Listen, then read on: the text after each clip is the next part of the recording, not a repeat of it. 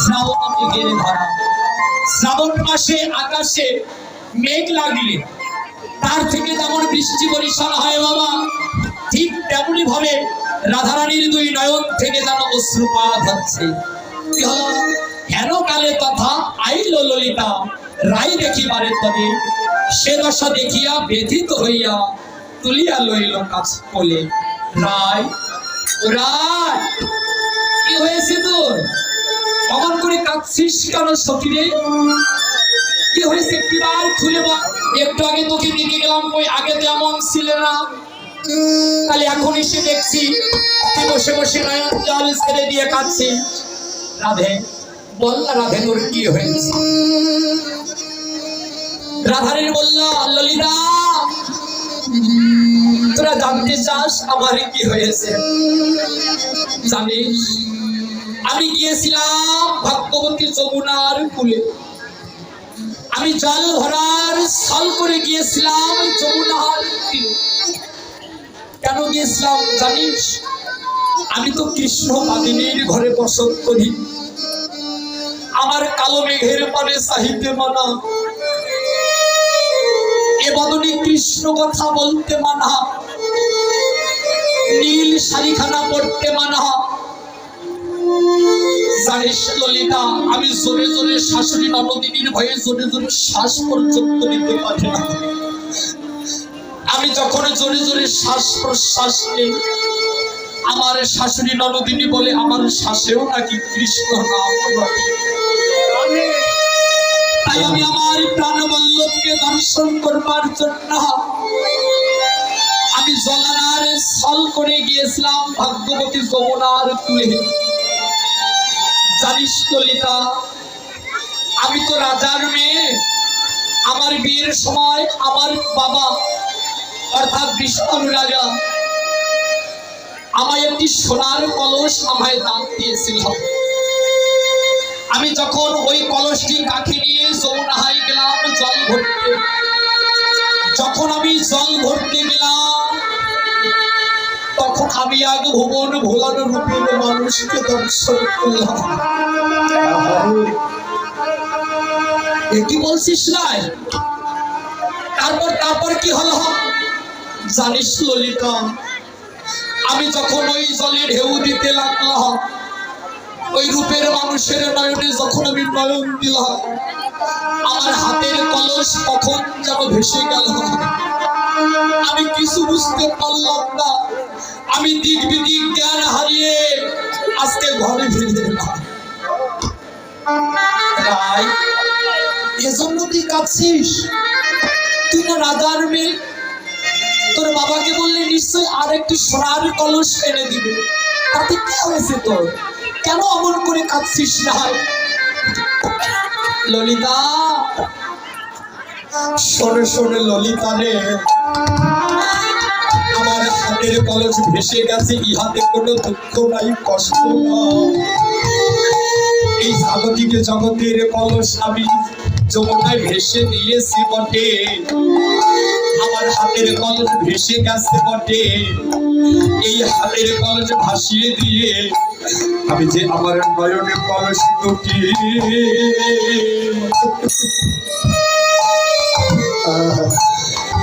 আমি ভরে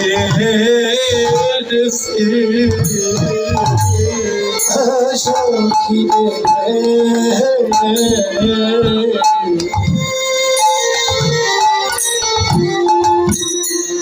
আমি আমার নয়ন কলস দুটি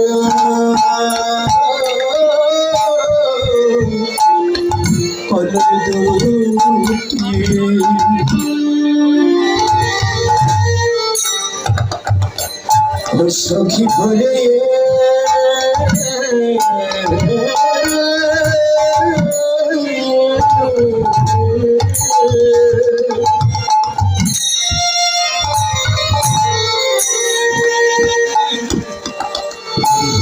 এনেছি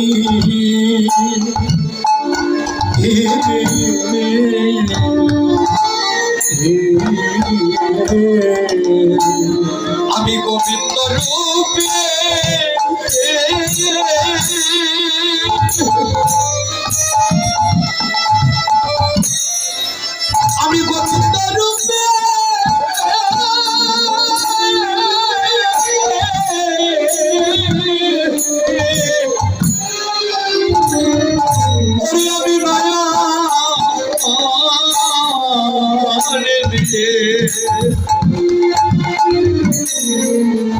সখী আমার নয়নের কলসে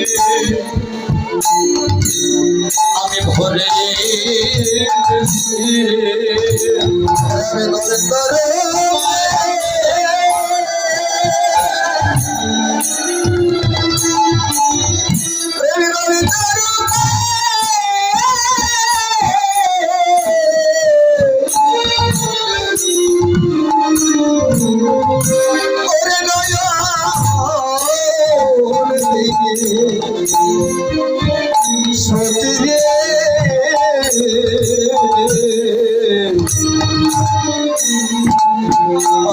নয়ন কলসি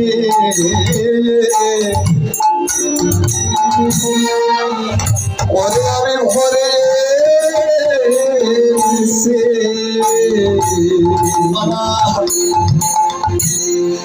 রাধারানী বললেন, ললিতা আমার জাগতিক জগতের কলস ভাসিয়ে দিয়ে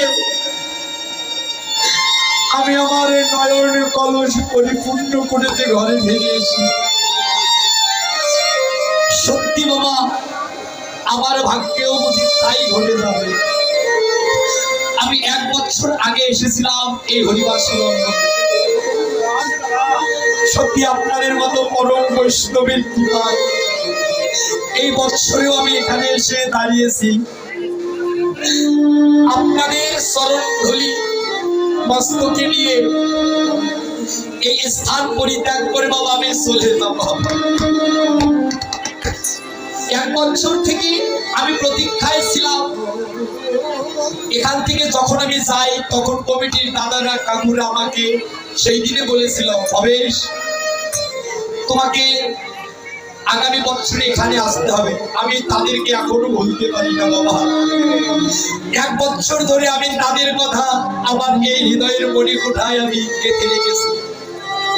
সত্যি এখান থেকে আমি চলে যাব, কি জানি কখন কাজ দেহের প্রাণ পাখিতে চলে যাব। এ জগৎ সংসারে মানুষ তো মরণশীল। কি জানি এখান থেকে আমি তখন চলে যাব, আর কি জানি আমার ভাগ্যে এই হরিবাসরে এসে আপনাদের মতো পরম বৈষ্ণবের চরণ ধরি আমার ভাগ্যে পাওয়া হবে। হরে গোবিন্দ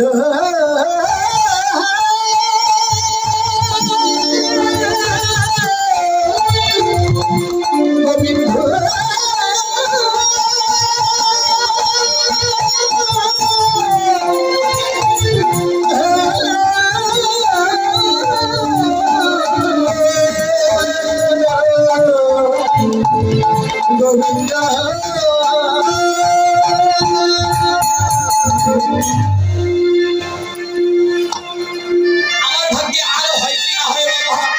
আশীর্বাদ করবেন, কৃপা করবেন।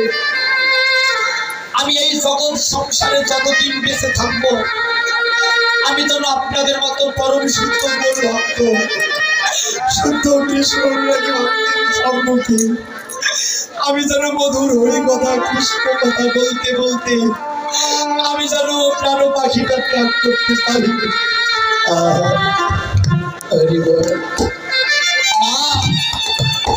ভেবে দেখবেন আজকে যারা এই অনুষ্ঠানে এই হরিবাসর অঙ্গনে আপনারা যারা সমবেত হয়েছেন, আজকে যারা হরিবাসরে এসে উপস্থিত হয়েছেন, আগামী বছরে এরকম মহতী যজ্ঞ অনুষ্ঠান হবে। আপনারা কি বুকে হাত দিয়ে বলতে পারবেন যে আগামী বছরে আমি এই স্থানে আসতে পারব? আমরা এই আশা রাখতে পারি না। আগামী বছর আস্তে আস্তে কত মায়ের সিঁদুর মুছে যাবে, কত মা তার সন্তানকে হারাবে, কত দাদা তার ভাইকে হারাবে, কত বাবা তার সন্তানদেরকে হারাবে। আমরা আগামী বছর এখানে এসে সমবেত হব এই আশা রাখতে পারি না। শাস্ত্রের সিদ্ধান্ত দিলেন বাজে কথা বর্জন করো, তুমি তোমার দেহের আশা পরিত্যাগ করো। একটা দিন তোমার জন্য অপেক্ষা করছে। সেই দিন তোমার এমন সুন্দর দেহ থাকবে, সেই দিন তোমার হাত থাকবে, এই হাত দিয়ে ভগবানকে প্রণাম করতে পারবে না, সাধুগুরু বৈষ্ণবকে প্রণাম করতে পারবে না। এই হস্ত দিয়ে সাধুগুরু বৈষ্ণবের চরণ ধুলো সেই দিন নিজ অঙ্গে লেপন করতে পারবে না। এমন একটা দিন তোমার জন্য অপেক্ষা করছে, সেই দিন তোমার চরণ থাকবে, সেই দিন আজকের মতো করে সেই দিন সাধু সঙ্গ ভক্ত সঙ্গে আর আসতে পারবে না। নয়ন থাকবে, এই নয়নে সেই দিন ভগবান শ্রীহরির শ্রীমূর্তি অবলোকন করতে পারবে না। বদন থাকবে, হরি কথা কৃষ্ণ কথা উচ্চারণ করতে পারবে না। এমন সুন্দর দেহখানা থাকবে, সেই দিন সাধুগুরু বৈষ্ণবকে বক্ষে নিয়ে সেই দিন আলিঙ্গন করতে পারবে না।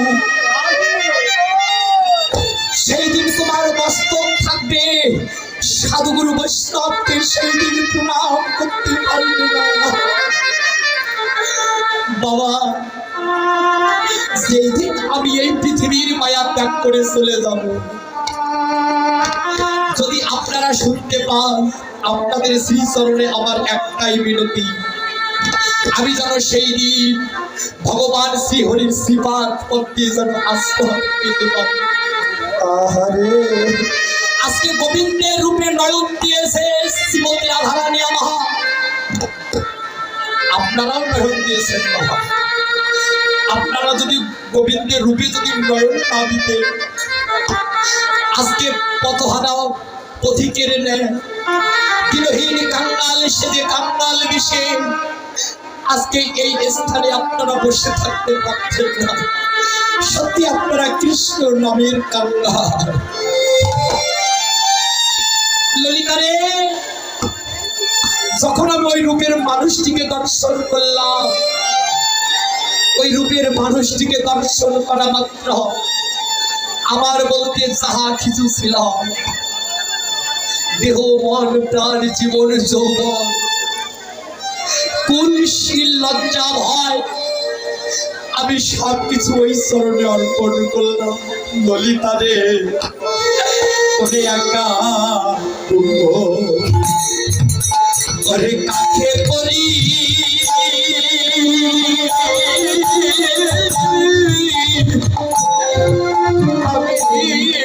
যমুনাতে ওরে জল ভরি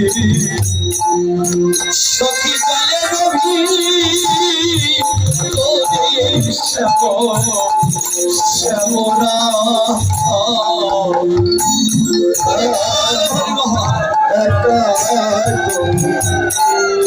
ওরে কাকে করে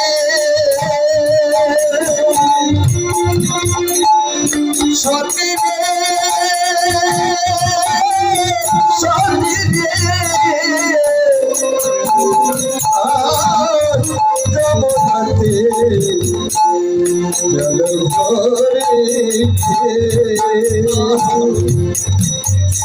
সখী জলে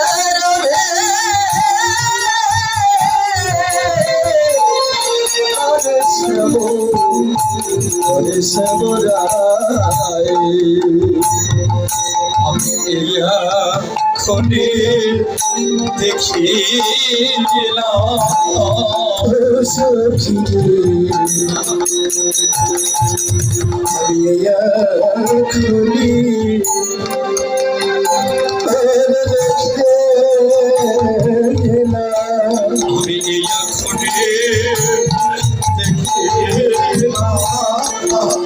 সখী রে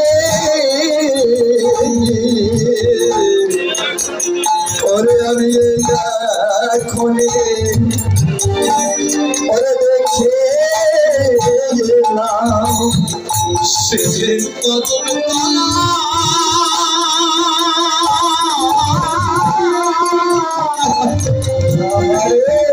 কদম তলায় দাঁড়িয়ে আসে আমি এই এখনই দেখতে যে কদম তলা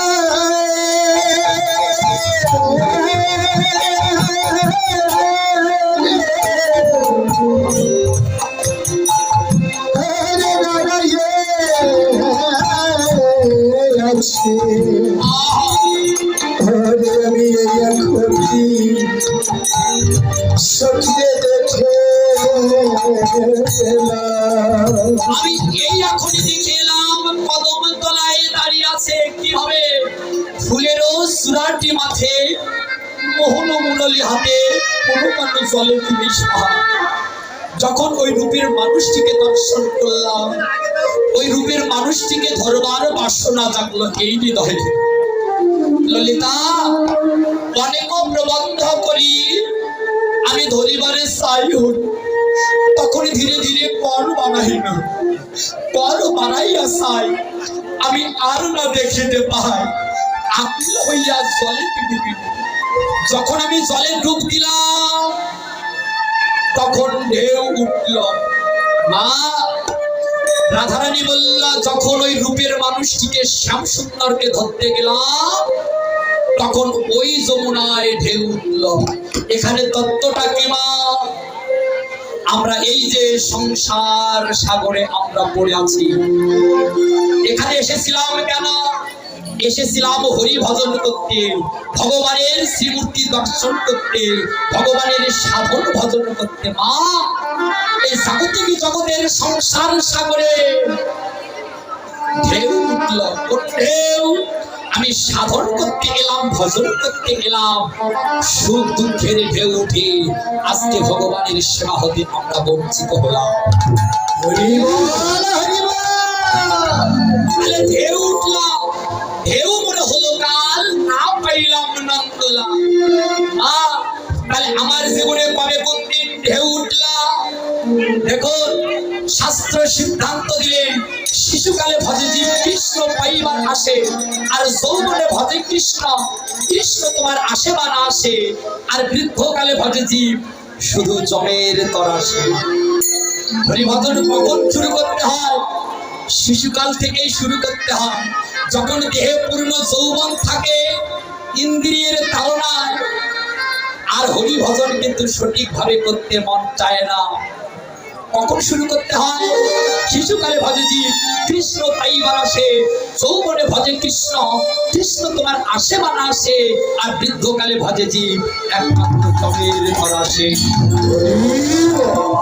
এই সংসার সাগর হচ্ছে ভাগবত সিদ্ধান্ত দিলেন এটি হচ্ছে সাধন ক্ষেত্র এই জীবকে এই মানবকে এই কৃষ্ণ ভজন যোগ্য দুর্লভ মানব জন্ম দিয়ে পাঠিয়ে দিয়েছিলেন কেন সাধন ভজন করে যেন সকাল সকাল ভগবানের পরম ধামে পৌঁছতে পারে কিন্তু এই যে সুখ দুঃখের ঢেউটা কি হলো মা আজকে আমরা ইন্দ্রিয়ের বশ হয়ে গেছি ইন্দ্রিয়ের বশবর্তী হয়ে আজকে ভগবানকে দেয়া কথা ভুলে গিয়ে আজকে সংসার সাগরে পড়ে আমরা সকলে হাওড়ুবো খাচ্ছি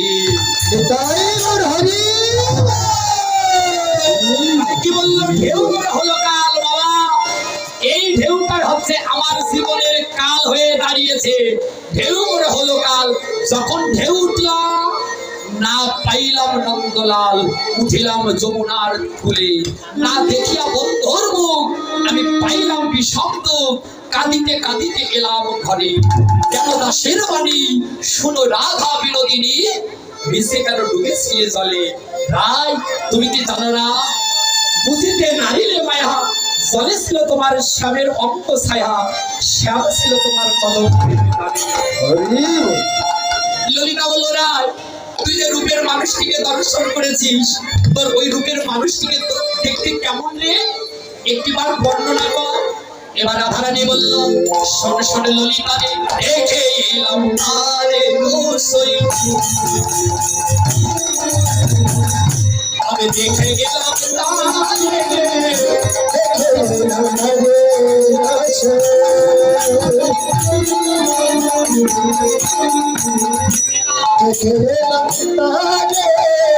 আর কে অঙ্গে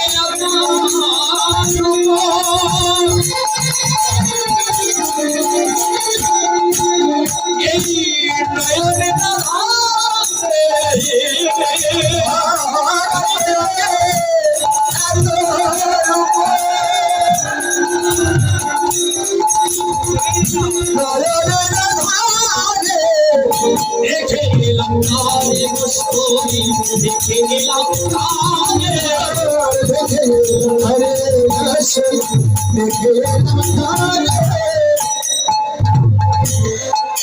দেখলাম তারে বসই দেখলাম তারে একে অঙ্গে এত রূপ নয়নে না ধরে দেখলাম সখিনী এদেশে বিনোদ সুরা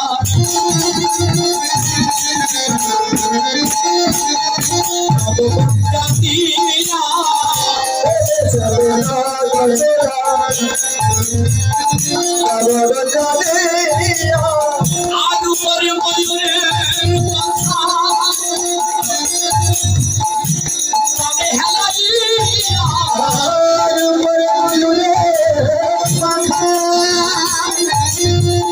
তবে হেলাইয়া আর দেখে গেলাম তারে বসই দেখে গেলাম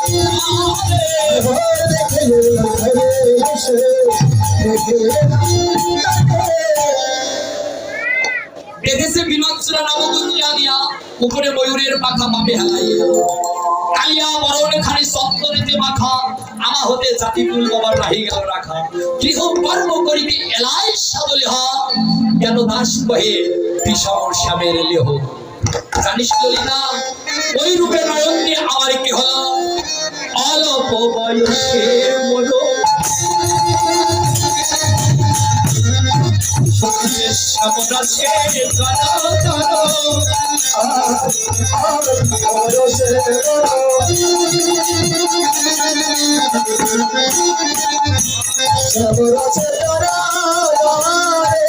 আর না জানি কি না জানি কি না জানি কি আমি বলতে জানি কি হবে করি জানি কি হবে করে জানি কি হবে আমার পরি নামের কি হবে আমার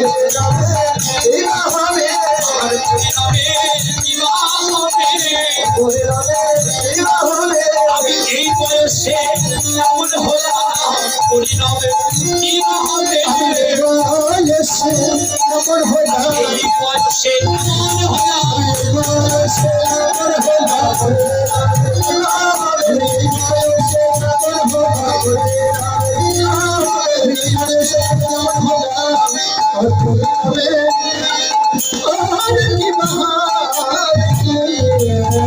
ললিতা ওই রূপে নয়ন দিয়ে আমার কি হলো জানিস অল্প বয়সে বড় শ্যামরাশে জড়ো জড়ো না জানি কি হবে পরিণামে জানিস যদি নয়ন মনে থাকি অন্তরে গোবিন্দ দেখি নয়ন মেলিয়া দেখি শ্যামে জানিস ললিতা যদি চলে যাই পথে শ্যাম যায় মোর সাথে সাথে চরণে চরণ ঠেকাইয়া ভ্রমেতে ফিরাই আঁখি কেউ তো সঙ্গে নাহি দেখি মনে থাকি যেন বলেছিয়া সখিরে আমি কহিল তো তোদের আগে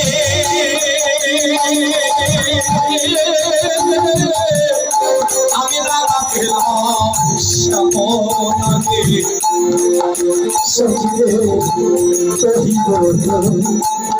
তোদের আগে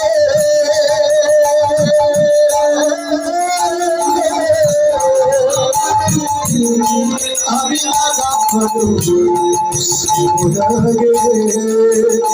সখী সারা জীবনে রাহে গোনাহি না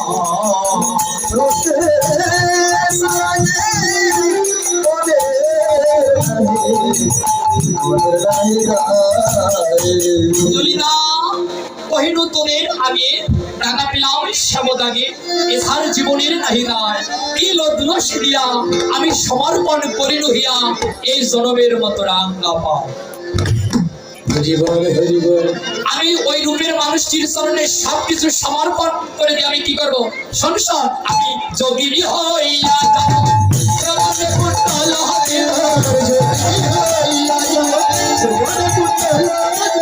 যোগিনী হইয়া যাব জগতে পুতল এ সারথি হরি হরি সখী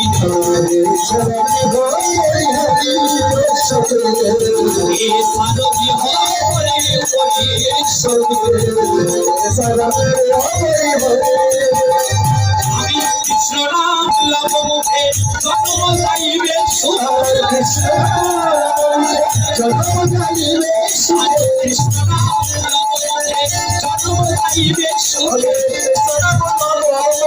জন্ম যাইবে সুখ। আরে শুধু কহে এই বাচ্চা করি সখী রে। যত কহে এই বাচ্চা করি সখী রে।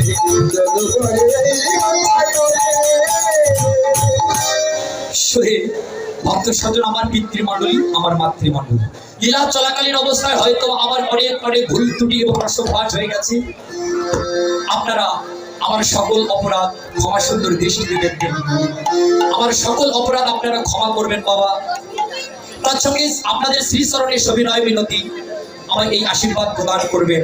ইহ জগৎ সংসার মাঝে আমি যতদিন বেঁচে থাকবো আপনাদের মতো পরম শুদ্ধ গুণ ভক্ত, শুদ্ধ কৃষ্ণ মুখী ভক্তের সঙ্গে আমি হরি কথা কৃষ্ণ কথা প্রচার করতে করতে আমি যেন শেষ নিঃশ্বাস ত্যাগ করতে পারি। আপনাদের শ্রী চরণে রইল এই অধমের অন্তরের অন্তরস্থল থেকে শত সহস্র কোটি কোটি প্রণিপাত। পঞ্চাকল্পতর ভস্য কৃপা সিন্ধু। জয় জয়